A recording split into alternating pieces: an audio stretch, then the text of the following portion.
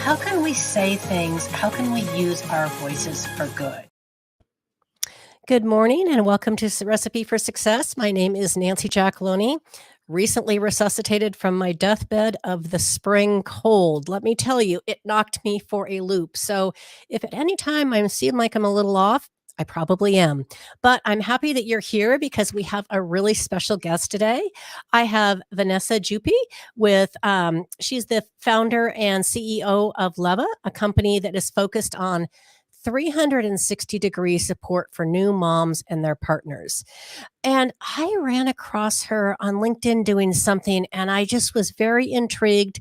So we got together, had a chat, and I learned a little bit more. And I'm like, I bet more people would like to hear about this as well. So I'm super excited to have Vanessa on the show with me because I'm pretty sure that everybody tuning in today has either been a new mom. See, I told you this was going to happen. Has been a new mom at some point or knows a new mom. So, Vanessa, thank you so much for taking time out of your busy day to join us. Let's kick it off by introducing yourself and telling the audience a little bit about yourself. Yeah, thank you so much for having me. And I saw Nancy speak at an event in September, so she was on my radar, and I was delighted when she reached out. She's amazing. So I started Leva a few years back because we were in the middle of the pandemic, and several of my friends and coworkers were having babies, and I remembered how hard it was for me when I became a new mom. And I just deeply, passionately wanted to help make that experience better and less traumatic and provide support. Before Leva, my background has always been in digital product management and leading, increasing levels of responsibility, business units, P&Ls, that sort of thing. And way back, I was in product management and a web developer before that. So I've always been on this tech side of things, but love being able to bring in the human element and really deep understanding of things and trying to make experiences better for people. That's where my passion comes from. I love that. I saw someone said, good morning. Good morning. Yes. Well, that was my mother. She's always kind enough to join me in support on these podcasts. So That's wonderful. thank you for joining us. So, I was doing a little bit of research before our podcast, and I went all through your website. And one of the things that stood out to me was the statement of your grand vision, and that Leva focuses exclusively on the early stages of motherhood. I'd like to talk a little bit more about that and why you chose to put your focus there. Yeah, absolutely. I'll say it was definitely a personal focus, a personal reason. So I've always been very career oriented. I've been a really hard worker all of my life and career. I focused very much on advancing my own career. I've been very ambitious and kind of climbing the corporate ladder. And I think in general, we all know, it takes a lot of grit and determination to get ahead. And there are challenges that come along with being women to some degree. I never expected that things would become so much more difficult after I had my baby. And I guess in hindsight, it's like, oh man, there probably was a way for me to know that. But I feel like there's just so much that women don't talk about and that we as a society don't focus on and don't really make normalized. And so for me personally, when I became a new mom, the first thing I experienced was, fortunately, I had a great birth. My baby was very healthy. We thought breastfeeding was going well. He had latched well right away. But over the next couple of days, he ended up not gaining enough weight. And then as time continued to go on, I was experiencing a ton of pain when it came to nursing. And I was shocked that I was having that experience. And anytime I went to try to get information from the internet, I was Googling relentlessly, and there were so many different opinions about what you should do and what's good and what's bad. And I'm the type of person that I really like to have solid information that's based in science that I can use to make decisions. And I felt like it was really hard to find. And then when I went back to work, I ended up going back into an environment where my boss had left. They had replaced him with somebody else. And it was just like a very different experience. There was basically no support. And the new person was really a different type of individual than the wonderful man I had worked for before. So all of these things were things I wasn't prepared for. And I was like, wow, if this is happening to me as like an executive leader in 2017, like this has got to be more broad spread than I realized. And I just feel like women deserve a far better experience than that across the board. So that's really where it came from. So, Obviously, when I had my child, it wasn't quite the dark ages, but it felt like it when you compare it to how it's handled today.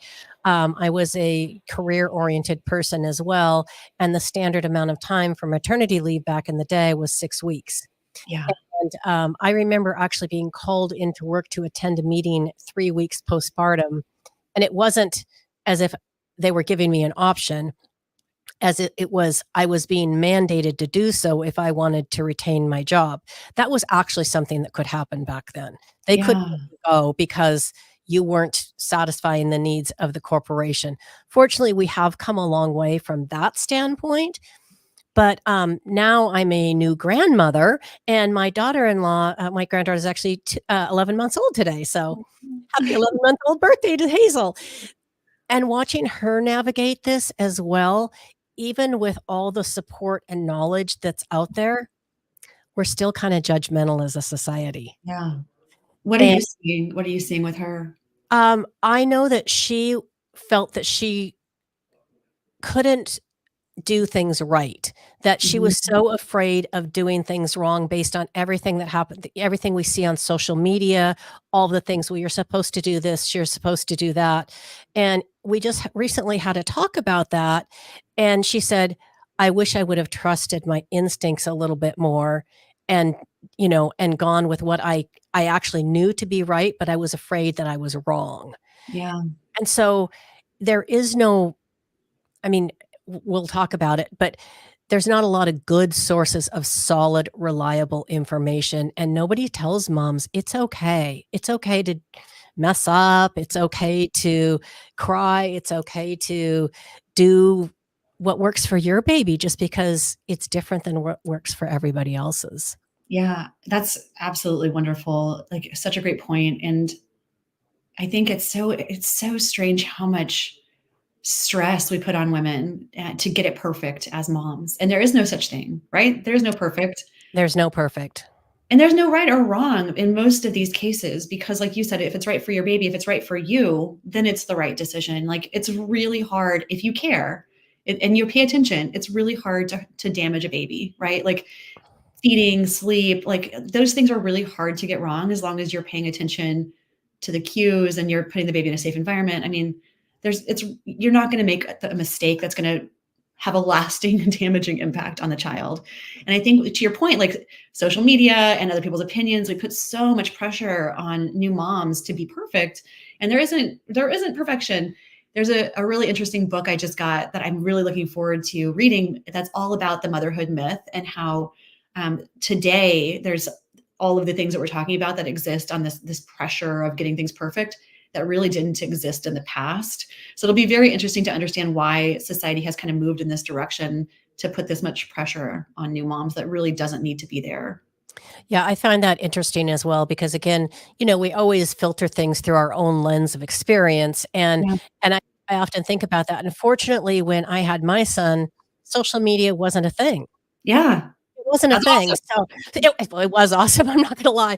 So, I didn't have all of those. I had different pressures, but not the comparison pressure that I No. think really exists today and makes it so much even more challenging for new moms. Um, okay, let's see. Yeah, this was a great one. Most people, as soon as they have the baby, everybody asks, "Ask me, how's Hazel doing? How's Hazel?" Nobody says, "How's Jazz doing? How Right. is the mom doing?" Because that's really the person that's going through such dramatic changes in their lives, physically, hormonally, mentally, emotionally, spiritually. I mean, it's all just Yes. coming down on them. Um, I'd I'd like to talk about, like, what Leva does to support the mental health of new moms. Yeah, absolutely. And so well said. That is a huge experience that almost every mom faces is that when you're pregnant, there's so much focus on you and the baby, and everyone's excited and you're excited. And then all of a sudden the baby gets here and the mom is pushed to the side and the baby is the center of attention. And like you said, the physical changes, the emotional changes, the hormonal changes that you're dealing with as a new mom are the largest hormonal change that will ever happen in your life. Even going through menopause, which is a massive change, it happens over a period of time. It's not immediate. And when you have the Right. baby, the hormonal change is basically immediate. So we know, I was just at a conference last Wednesday where they talked about the rates of postpartum depression that we see amongst women, which is up to 20% that's reported. But what we haven't tracked is postpartum anxiety and postpartum OCD and other things. So likely a lot higher rates there that we don't even know about because we don't track those numbers. So great point on the mental health front. What we do at Leva is we have tons of really robust content around postpartum anxiety, postpartum depression, postpartum OCD, baby blues, kind of this whole spectrum that you may experience as a new parent that can really help you identify like that your feelings are normal, first of all, because they are. Like, this is not abnormal that you're struggling once you have a baby. Pretty much everyone struggles in some way. But you need to know that you're not alone, and you need to know that there are ways that you can handle things. And one of those ways is equipping yourself with knowledge. It's talking to your friends, your family, your partner. It's also reaching out and connecting with a mental health coach when you need that support. And so in Leva, you can book time with various types of coaches. One of those types is a mental health coach that has a lot of deep experience in postpartum, pregnancy and postpartum issues that can arise. And then we also have a whole library of mindfulness meditations that we've created specifically for women that are dealing with, becoming mothers, that are dealing with going back to work and reintegrating into the workforce and really kind of trying to balance it all. And so we try to create this robust, like you said earlier, 360-degree ecosystem on our platform that can support new moms through all of these different experiences that they're having so that they are well equipped. I think you made a really good point about the mental health coach. I really like that terminology, particularly for new moms, because oftentimes they're already feeling overwhelmed and inadequate. See, this is going to be a struggle for me today, guys. You're doing great. But I think they need to talk to somebody that can address those specific issues, because maybe you have a wonderful therapist that you see on a regular basis, but it might be a man, or it might be somebody who's never been a parent or has not experienced any of those issues.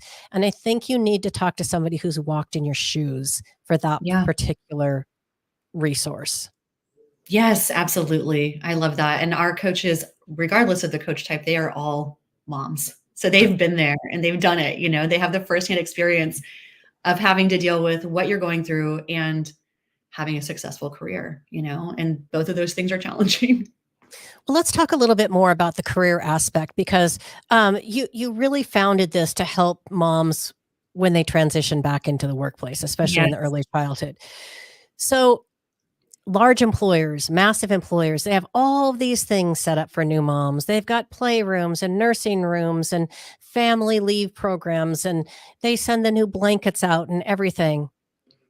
But small employers, on the other hand, have no idea what to do. Yeah. So how do you help both the employer and the new mom that might be in that situation? Yeah, absolutely. Great question. And I would like to go back and have that experience with an employer that that sends me a new blanket, like a baby blanket. That'd be amazing.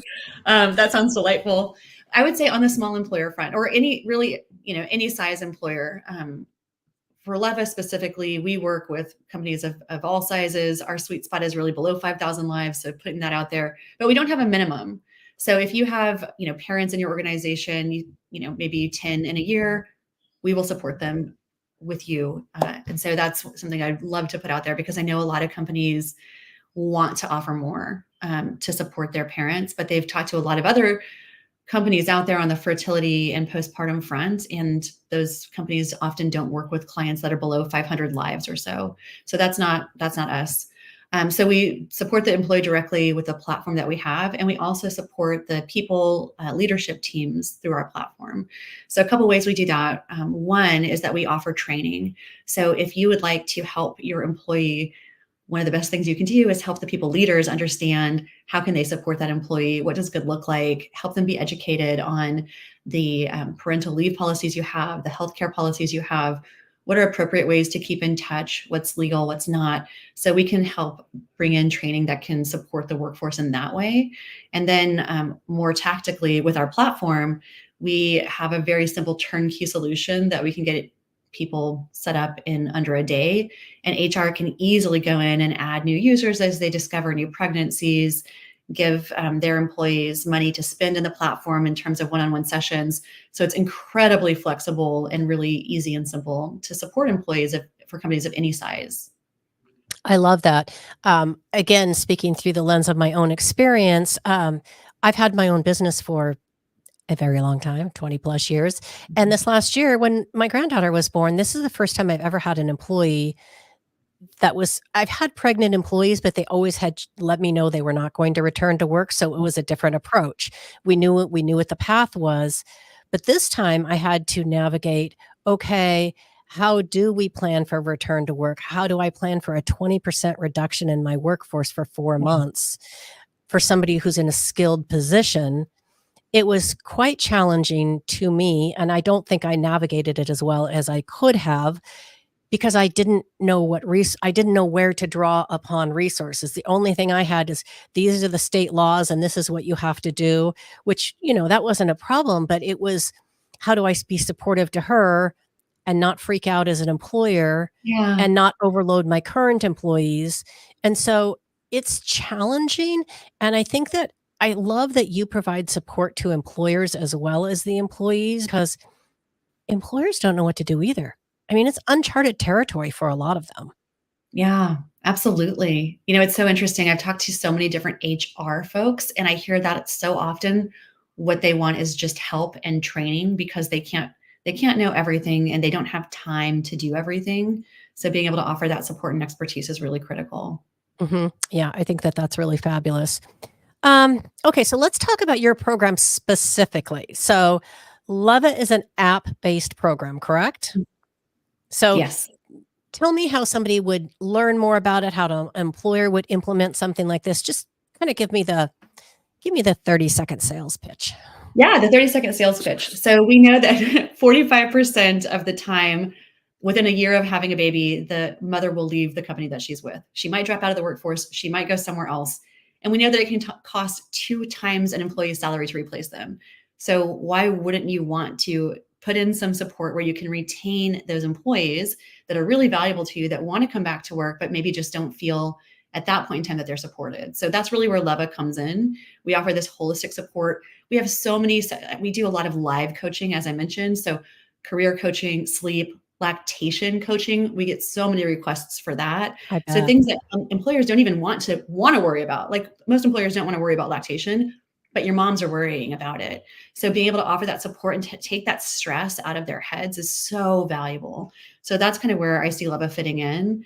And then the way that employers can learn about us, we have a website, levaapp.com, Levapp. .com. And we, like I said, we can set up accounts within 24 hours. So it's really easy. The HR user basically invites any of their employees to join their company profile. The data is completely private. So everything on the employee end is protected and private, but the employer has access to really kind of understand utilization of the platform and make sure that they're really supporting their employees in a positive way. I like that. So, what about just an individual? If they said, "Oh, I heard about this wonderful thing. I would like to have that." Can an individual sign up for it as well? Yeah, absolutely. Absolutely. We have direct access in the App Store in over 140 countries. So it's available for anyone, anywhere. Oh, that's amazing. That's amazing. Okay, so I want to go back to that statistic you just threw out about Mhm. 45% of moms not lasting a year. Yeah. I see that. Obviously, we're in the benefit side, so I see that with my employers. I saw that firsthand. What drives that? Oh my gosh, it's several things. I think societal pressure is part of it. I think women don't have the support that we need from a federal perspective as far as childcare. And when you think about, my husband loves to share this piece of information because it really irks him. When you think about salary differences, it's usually the woman that gets paid less than the man. So when a Correct. family has to think about, well, who's going to stay home because we can't afford childcare, it's usually the mom. And so that's a huge part of it. We also don't have, as you know, we don't have paid federal leave in the United States. So most, like 27% of people that work have access to paid leave. So the majority of Americans don't have access to paid leave. So just even starting there, like you're not going to be able to take paid leave. So you need to take time off after you have your baby. What are you going to do? You're not going to be able to go back to work. I think all of these things are really fundamental systemic issues as far as supporting moms being able to continue with their career. Most countries that see better return rates are countries that have paid leave, but they have it for both parents. So, and they're required to take leave. So the birthing parent will be required to take leave and the non-birthing parent will be required to take leave. And that really allows for the careers of both individuals to not be impacted negatively by having a baby. So that has a massive impact on things. And I think a lot of it as well from folks I've spoken with is this feeling of not belonging anymore when you come back to work. You know, you feel like you've missed so much because there's not really a continuity plan. So most women, when they go on leave without a good solid plan. They're gone for, a couple of months, maybe 6 weeks. They come back and all of a sudden the world has gone on without them. There's not a thoughtful plan as far as how they can re-enter and re-engage with work. And they're really trying to figure it out on their own, dealing with lack of sleep, brain fog, self-esteem issues. And I think a lot of that can be avoided with better support systems. And that's, I would say, the gap that Leva really helps fill is making sure there are career plans and, re-entry plans for moms so that they don't have those feelings of completely being lost. There are a lot of other issues that are beyond our control, unfortunately. I think that you touched on an incredibly important point, and that's the reentry plan. We're fortunate in my state. We have 16 weeks of paid family medical leave for both mom and dad. So that's wonderful. But nobody talks about what the plan is for when the person returns. It's just pick up Good and luck. and keep moving forward, not acknowledging that person is basically a different person now Yes. than Yes. when they left. So what would be a practical step that an employer could take? I mean, I understand writing a plan, but what do you Right. put in the plan? Yes. How do you welcome somebody back and give them a soft entry instead of a hard, okay, here's what you missed while you're gone. Yeah, there are so many different ways that employers can support that. And I can send you, Nancy, I can send you like a checklist as well after this if Yeah. it's helpful. If anyone's interested, we can share with them. So I guess the first thing I would take a step back and say, speaking to the employees now, if you have the means, hire a career coach that will work with you in this way. There are plenty of them out there that really focus on women becoming moms, on maternity leave, on working mother issues that can help you put together a plan for when you go on leave and when you come back. You will want to share that with your manager. You will want to talk with HR about that. You'll want to make sure you have all your ducks in a row. One thing to consider, and obviously the plan that the checklist I'll give you, it also talks about, how do you, if you're going to breastfeed, what do you need to do when you're to know that you can pump milk at work? How do you plan for that into your calendar? How do you plan for childcare? What does that look like?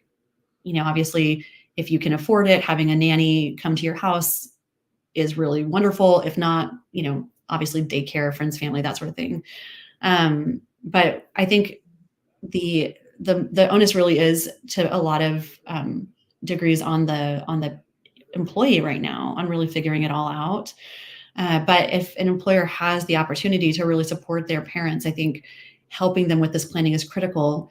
And one other thing I'll just add, in other countries, they use keep in touch days that allow the parent they don't force the parent like what you experienced, Nancy. They don't force them to go into the office at 3 weeks postpartum, but they allow the parent to understand what's still happening at work and kind of talk to their teams when they want to, kind of keep in touch with their leadership in a very lightweight way so that you still feel important and valued and like you're part of a team. And that is really critically important to an employee. Most of the time, most people want some level of connectivity to this aspect of their lives that is really, really critical.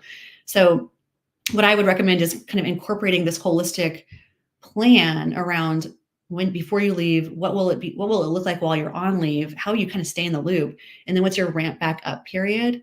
And then, of course, you'll also figure out who's taking on your responsibilities and all of that while you're gone. And then what does that shift look like? Last thing I'll say, because all of this stuff is covered in some of what I'll send you.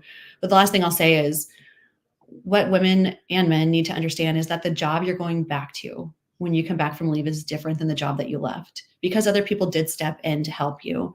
And so we can look at that as being frustrating and scary, Or we can look at that as being a really good opportunity to come in and show that you're not only able to, go back into work seamlessly, but you've now been able to elevate yourself to that next level where you can kind of go in and oversee things differently and give that broader perspective by helping to kind of coach some of the folks that may have taken over for you. So I've seen a lot of women, when they have a plan, use this as a way to kind of step forward and up in their career. I mean, honestly, this is kind of all blowing my mind a little bit. If you want to be, if I can be honest with you, because I think nobody's thinking about these things. Most employers are not thinking. It's not that they don't want to do it; it's never occurred to them. Yeah. I talk to hundreds of employers, and we talk about all aspects of their employee benefit plans, including family leave policies, et cetera. And this is the one piece I have never heard anybody bring up. What is the plan? How do we coach people during leave? How do we coach them back in? Yeah. And I think it's absolutely brilliant. And that one thing could make a tremendous difference on both sides. Oh, 100%. It's really quite brilliant what you're doing. And I think Thank you. all employers, if you're listening, you need this. This is a very pain-free way to provide a substantial benefit to expecting parents and also to your HR department. This is phenomenal. So, congratulations on filling such a need that I think most people didn't even realize was a need. Yeah. Thank you. So Hopefully they'll start to realize it because it's, could make a world of difference for everyone involved. Oh, I think it can make a tremendous difference, and I'll be talking to all my employers about it because I think this is really special. Okay, so now that you're I was going to say you're off the hot seat. Actually, you're on the hotter seat now because now we get to move to the 5 burning questions. Are you ready? I'm ready. Okay. What's your favorite food in the world, and can you cook it? I cannot cook it. I'm from Texas, San Antonio, South Texas, and my favorite food is Tex-Mex enchiladas, chips and salsa. It's the best, and I've tried, and I am just not good. I don't know the recipes well, but man, anytime I go back home, I'm eating Tex-Mex almost every day. So delicious. I feel like half of my friends live in Texas, and that's all I want to eat when I'm there too. So I totally get it. Okay, so I always liked this question. What is the character trait you most admire in other people, and why? Okay. That is a great question. And I was having a hard time with it because there are 2 I really admire. So I'm going to say both. But the That's number fine. one, if I have to pick one. Number one is this appreciativeness, advocacy, supportiveness of other people. So I just think it's so underrated and undervalued. And especially, it doesn't matter. I was going to say especially for women, but I really think it doesn't matter gender. Like being able to support someone else and help and advocate for someone else is one of the most beautiful things that I have personally ever experienced. There are moments where someone has advocated for me without me asking, and it just makes you feel like the world is good and humans are good. And being able to offer that same love and support for others just really fills up my cup. So when I see that happening, it just makes life better. And that is top of mind because a friend of mine, Crystal, in Utah, just got named to like the most influential businesswomen in Utah list. And she was like, "Oh, thank you for my friends for supporting me." And I was like, it's just that feeling of supporting somebody else just is better than anything. So I appreciate those character traits. And then confidence. I think confidence, especially in women, when I see confident women, I'm like, "Ooh, who are you? I want to know more about you." I just really love that. So interestingly enough, I think that confident women are more supportive of other women Yeah. because I Interesting. mean, I do because I think that when people have less self-confidence, they're more intimidated and afraid to support others because it might make them feel less than. So I'm not actually surprised that you chose those 2 qualities because I think they actually go hand in hand. Oh, I love that. So, okay, but now I get to flip the mirror on you and say, what's the character trait in yourself that you're most proud of and why? Ooh. Um, Character trait I'm most proud of. I love helping folks. If somebody reaches out to me and wants help, advice, I have people reaching out to me all the time that are trying to start their own business, and they want to know, how did I do it? Or they want to build their own app. How did I do it? I know a lot of folks like charge for their time, and I just don't do that. Like, if somebody wants information or help, I love that. That is the best feeling in the world, is being able to help somebody. So that's the thing I'm most proud of, probably. I like it. I'm the same way. I'm like, ask away. I'll give it away. That's great. Probably not the best business decision, but it just makes me feel good. Okay. So what's the one thing a new or expecting parent can do to prepare for returning to work with a new child? I think we've talked about some of them, but maybe there's something we missed in here. Oh gosh, give yourself grace. I mean, definitely have a plan, but give yourself grace, because there's going to be so much that you are not going to be able to anticipate or expect. We talked about this, no such thing as perfect. Please don't expect things to be perfect. Don't expect yourself to be perfect. Try not to compare yourself to other people. Nobody has it all together. Don't worry about, you're not going to have perfect childcare. You're not going to run back to your career and everything's going to be perfect. You may not have the best milk supply in the world. You may not be able to give them a best perfect formula in the world. That's okay. You're doing the best you can, and that's enough. That's what I would say. That's pretty wise advice. I like it. All right. The dreaded question. What is your secret talent, or something that people would be surprised to learn about you? So that was a hard one. I think my initial reactions were like, I don't have a secret talent. But if I had to pick something, I would say that I am a pretty good systems thinker. And so I can see complicated systems, how things work together, and how to simplify things to make them make sense to people, and then use that to generate, business results. And that's come in handy for me at a lot of the different companies that I've worked for, because I've usually had fairly technical roles that revolve around lots of interconnected technical systems, but you have to make those things really simple for the user and explain things in a really like basic way.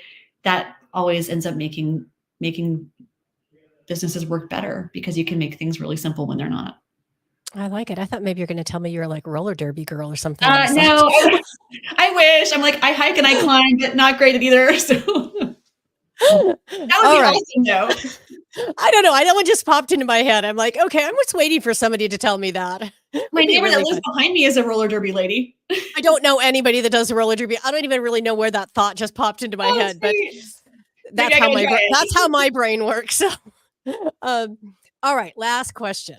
Who's the one person, famous or not famous, living or not, that you would most love to sit down and have a deep conversation with, and why?